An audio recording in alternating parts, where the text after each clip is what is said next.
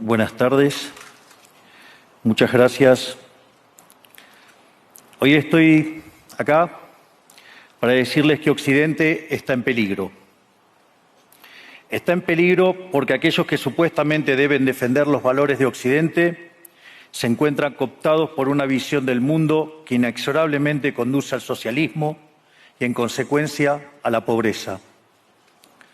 Lamentablemente, en las últimas décadas, motivados por algunos deseos bien pensantes de querer ayudar al prójimo y otros por el deseo de pertenecer a una casta privilegiada, los principales líderes del mundo occidental han abandonado el modelo de la libertad por distintas versiones de lo que llamamos colectivismo. Nosotros estamos acá para decirles que los experimentos colectivistas nunca son la solución a los problemas que aquejan a los ciudadanos del mundo, sino que, por el contrario, son su causa. Créanme, nadie mejor que nosotros los argentinos para dar testimonios de estas dos cuestiones. Cuando adoptamos el modelo de la libertad, allá por el año 1860, en 35 años nos convertimos en la primer potencia mundial, mientras que cuando abrazamos el colectivismo, a lo largo de los últimos 100 años, vimos cómo nuestros ciudadanos comenzaron a empobrecerse sistemáticamente hasta caer en el puesto número 140 del mundo. Pero antes de poder dar esta discusión, sería importante que primero viéramos los datos que sustentan por qué el capitalismo de libre empresa no solo es un sistema posible para terminar con la pobreza del mundo, sino que es el único sistema moralmente deseable para lograrlo. Si consideramos la historia del progreso económico, podemos ver cómo desde el año 0 hasta el año 1800 aproximadamente, el PBI per cápita del mundo prácticamente se mantuvo constante durante todo el periodo de referencia.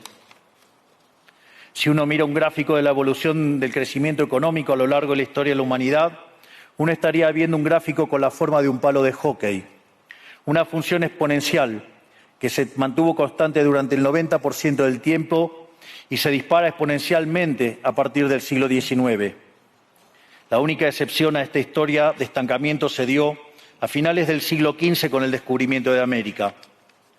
Pero salvando esta excepción, a lo largo de todo el periodo entre el año 0 y el año 1800, el PBI per cápita a nivel global se mantuvo estancado. Ahora bien, no solo que el capitalismo generó una explosión de riqueza desde el momento que se adoptó como sistema económico, sino que, si uno analiza los datos, lo que se observa es que el crecimiento se viene acelerando a lo largo de todo el periodo.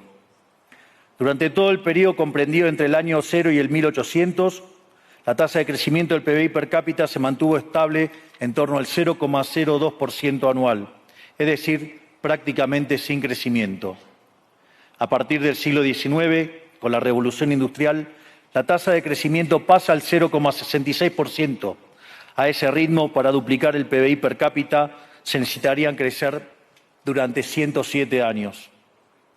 Ahora bien, si observamos el periodo entre 1900 y 1950, la tasa de crecimiento se acelera al 1,36% anual. Ya no necesitamos 107 años para duplicar el PBI per cápita, sino 66. Y si tomamos el periodo comprendido entre 1950 y el año 2000, vemos que la tasa de crecimiento fue de 2,1% anual, lo que derivaría en que en solo 33 años podríamos duplicar el PBI per cápita del mundo. Esta tendencia, lejos de detenerse, se mantiene viva aún hoy. Si tomamos el periodo entre el año 2000 y el 2023, la tasa de crecimiento volvió a acelerar el 3% anual, lo que implica que podríamos duplicar nuestro PBI per cápita en el mundo en tan solo 23 años. Ahora bien, cuando se estudia el PBI per cápita desde el año 1800 al día de hoy, lo que se observa es que luego de la revolución industrial, el PBI per cápita mundial se multiplicó por más de 15 veces, generando una explosión de riqueza que sacó de la pobreza al 90% de la población mundial. No debemos olvidar nunca que para el año 1800, cerca del 95% de la población mundial vivía en la pobreza más extrema, mientras que ese número cayó al 5% para el año 2020, previo a la pandemia. La conclusión es obvia. Lejos de ser la causa de nuestros problemas, el capitalismo de libre empresa como sistema económico es la única herramienta que tenemos para terminar con el hambre, la pobreza y la indigencia a lo largo y a lo ancho de todo el planeta. La evidencia empírica es incuestionable. Por eso, como no cabe duda de que el capitalismo de libre mercado es superior en términos productivos, la doxa de izquierda ha atacado al capitalismo por sus cuestiones de moralidad, por ser, según ellos, dicen sus detractores, que es injusto. Dicen que el capitalismo es malo porque es individualista y que el colectivismo es bueno porque es altruista, con la ajena, y en consecuencia bregan por la justicia social. Pero este concepto que en el primer mundo se ha puesto de moda en la última época, en mi país es una constante del discurso político desde hace más de 80 años. El problema es que la justicia social no es justa, sino que tampoco aporta al bienestar general. Muy por el contrario, es una idea intrínsecamente injusta, porque es violenta. Es injusta porque el Estado se financia a través de impuestos y los impuestos se cobran de manera coactiva. ¿O acaso alguno de nosotros puede decir que paga los impuestos de manera voluntaria? Lo cual significa que el Estado se financia a través de la coacción y que a mayor carga impositiva, mayor es la coacción, menor es la libertad. Quienes promueven la justicia social parten de la idea de que el conjunto de la economía es una torta que se puede repartir de una manera distinta. Pero esa torta no está dada, es riqueza que se va generando en lo que, por ejemplo, Israel Kirzler llama un proceso de descubrimiento de mercado. Si el bien o servicio que ofrece una empresa no es deseado, esa empresa quiebra a menos que se adecúe a lo que el mercado le está demandando. Si genera un producto de buena calidad a un buen precio atractivo, le va a ir bien y va a producir más. De modo que el mercado es un proceso de descubrimiento en el cual el capitalista encuentra sobre la marcha el rumbo correcto. Pero si el Estado castiga al capitalista por tener éxito y lo bloquea en este proceso de descubrimiento, destruye sus incentivos y las consecuencias de ello es que va a producir menos y la torta será más chica, generando perjuicio para el conjunto de la sociedad. El colectivismo, al inhibir estos procesos de descubrimiento y al dificultar la apropiación de lo descubierto, ata al emprendedor de las manos y le imposibilita producir mejores bienes y ofrecer mejores servicios a un mejor precio. ¿Cómo puede ser entonces que desde la academia, los organismos internacionales, la política y la teoría económica se demonice un sistema económico que no solo ha sacado de la pobreza más extrema al 90% de la población mundial y lo hace cada vez más rápido, sino que además es justo y moralmente superior? Gracias al capitalismo de libre empresa, hoy el mundo se encuentra en su mejor momento. No hubo nunca en toda la historia de la humanidad un momento de mayor prosperidad que el que vivimos hoy.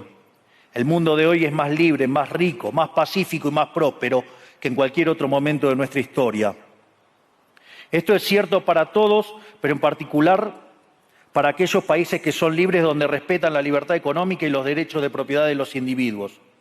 Porque aquellos países que son libres son 12 veces más ricos que los reprimidos. El decil más bajo de la distribución de los países libres vive mejor que el 90% de la población de los países reprimidos. Tiene 25 veces menos cantidad de pobres en el formato estándar y 50 veces menos en el formato extremo. Y por si eso fuera poco, los ciudadanos de los países libres viven un 25% más que los ciudadanos de los países reprimidos.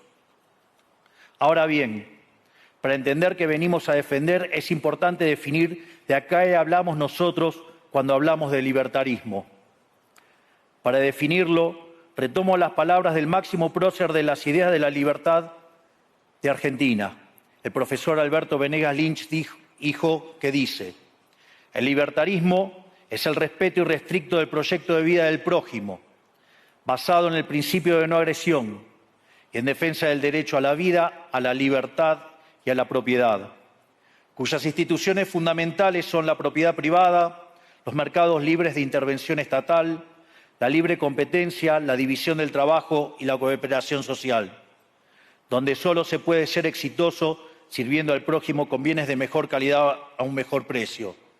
Dicho de otro modo, el capitalista, el empresario exitoso, es un benefactor social que, lejos de apropiarse de la riqueza ajena, contribuye al bienestar general.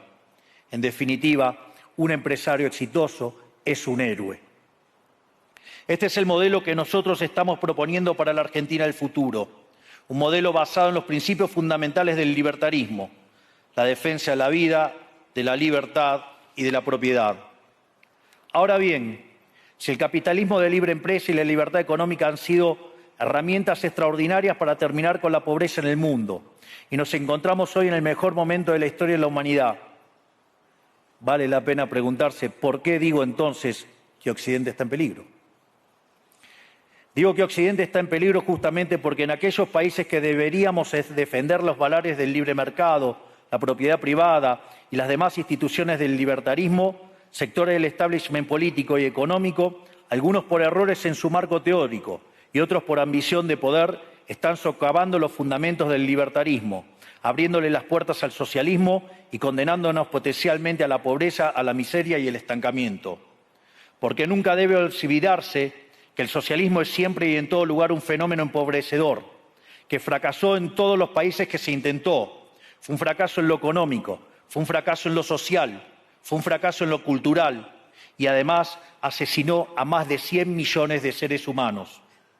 El problema esencial de Occidente hoy es que no solo debemos enfrentarnos a quienes, aún luego de la caída del muro y la evidencia empírica abrumadora, siguen bregando por el socialismo empobrecedor, sino también a nuestros propios líderes, pensadores y académicos que, amparados en un marco teórico equivocado, socavan los fundamentos del sistema que nos ha dado la mayor expansión de riqueza y prosperidad de nuestra historia.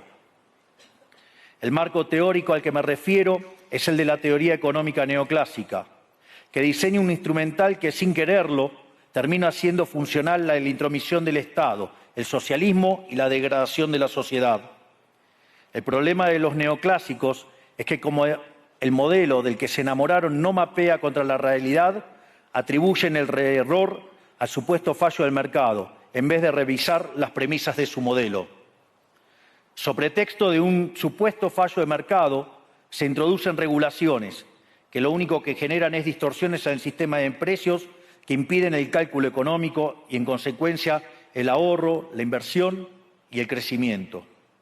Este problema radica esencialmente en que ni siquiera los economistas supuestamente libertarios comprenden qué es el mercado, ya que si se comprendiera, se vería rápidamente que es imposible que exista algo así como un fallo de mercado.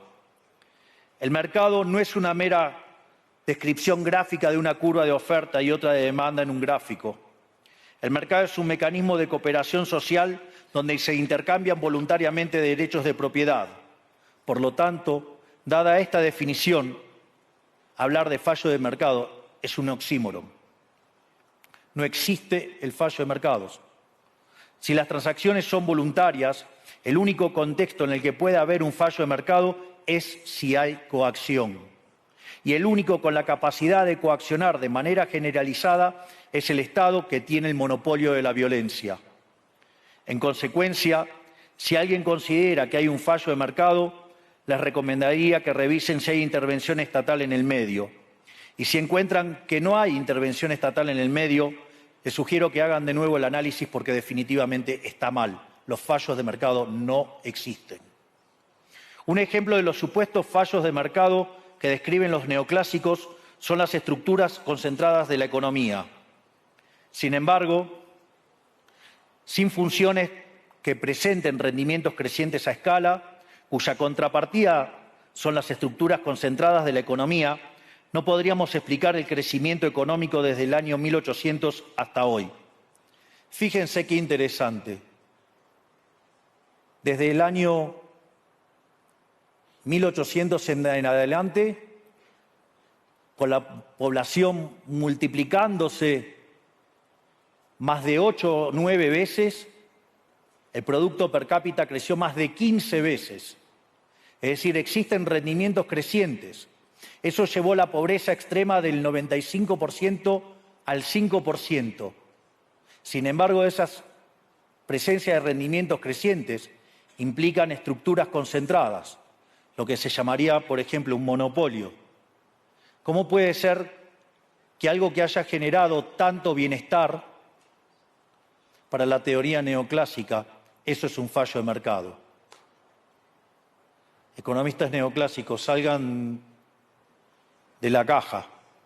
Cuando el modelo falla, no hay que enojarse con la realidad, hay que enojarse con el modelo y cambiarlo.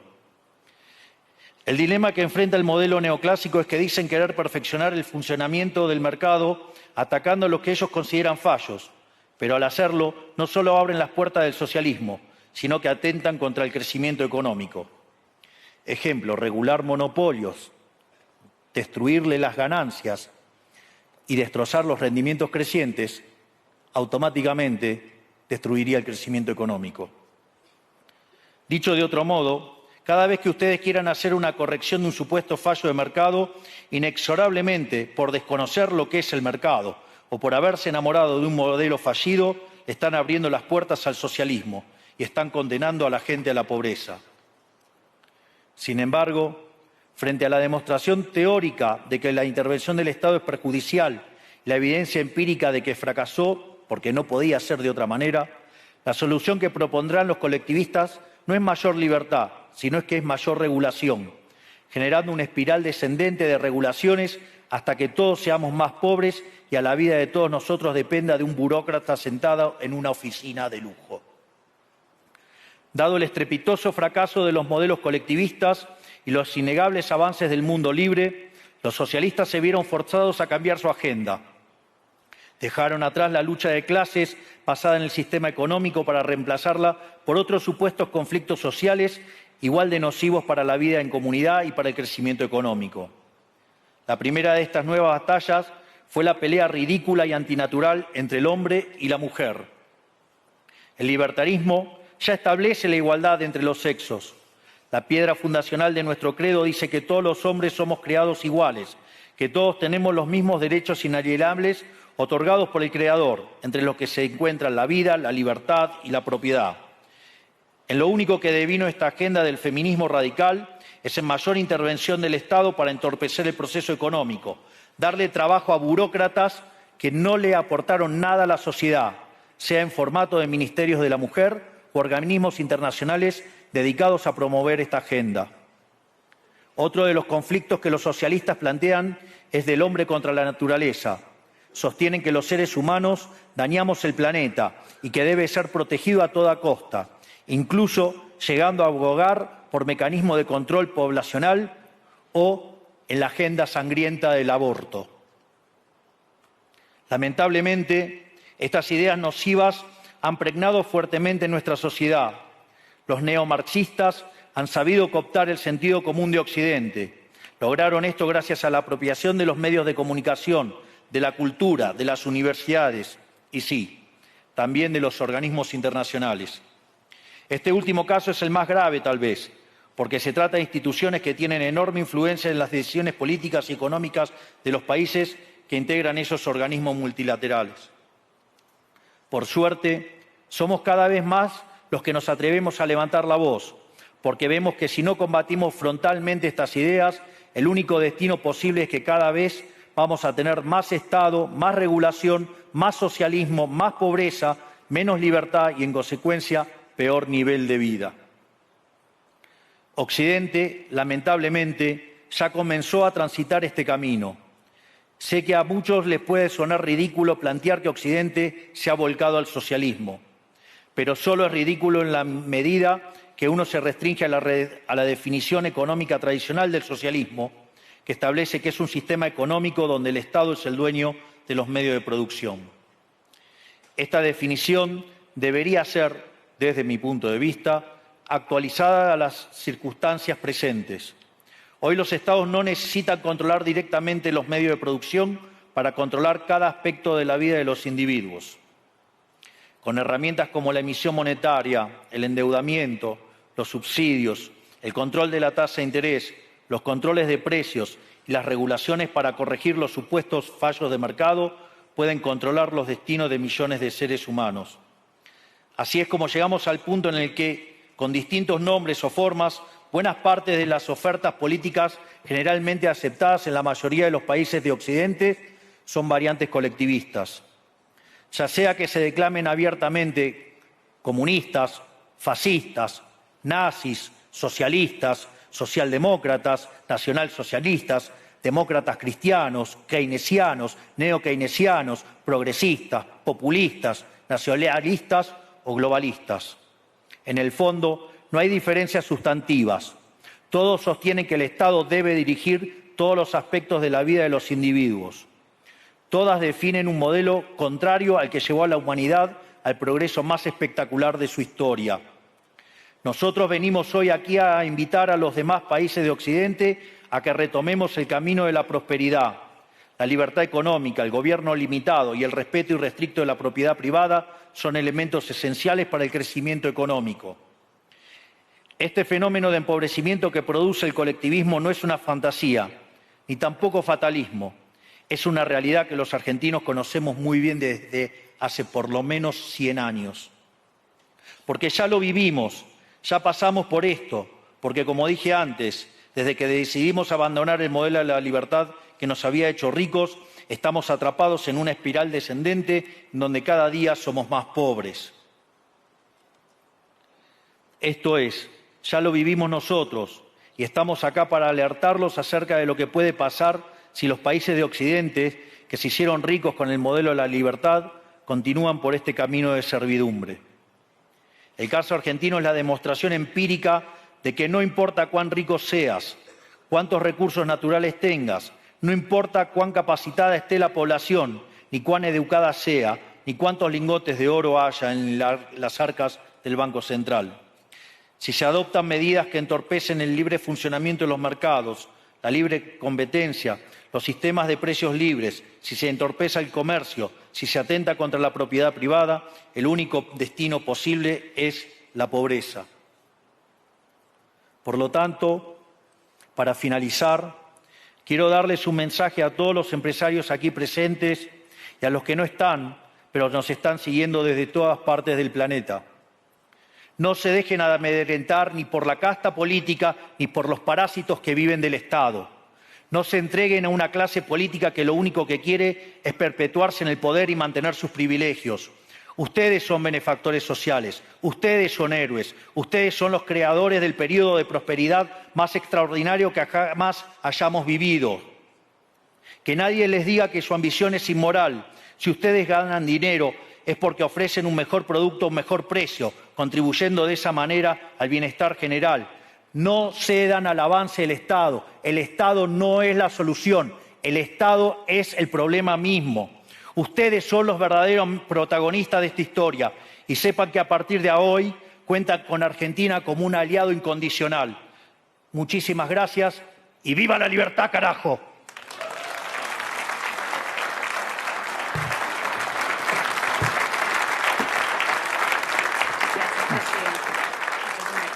Gracias. Vamos a seguir por la derecha también.